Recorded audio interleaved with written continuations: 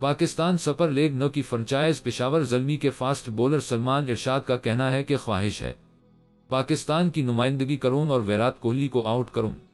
जी news से गुफ्तगू करते हुए सलमान इरशाद ने कहा कि PSL, CPL और T20 में दुनिया के हर टॉप बैटर को आउट किया है।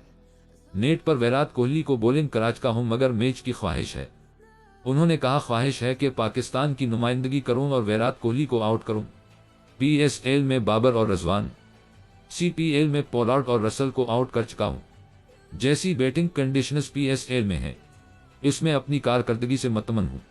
उन्होंने कहा कि मुख्तसर बाउंड्री में मस्ट हट भी बाउंड्री हो जाती है। कोशिश होगी कि टूर्नामेंट के अख्ताम तक टॉप बॉलर बन जाऊं। पाकिस्तान के लिए खेलना मेरा हदफ है। सीने पर जब तक अस्तार नहीं लग जाता इस वक्त तक ख्वाब पूरा नहीं होगा। सलमान इरशाद का कहना था कि फास्ट बॉलर्स में मुकाबला सख्त है लेकिन मैं मेहनत कर रहा हूं। उम्मीद है मौका मिलेगा।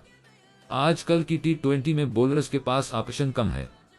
बॉलर्स को अब बैटर्स से एक कदम आगे सोचना पड़ता है।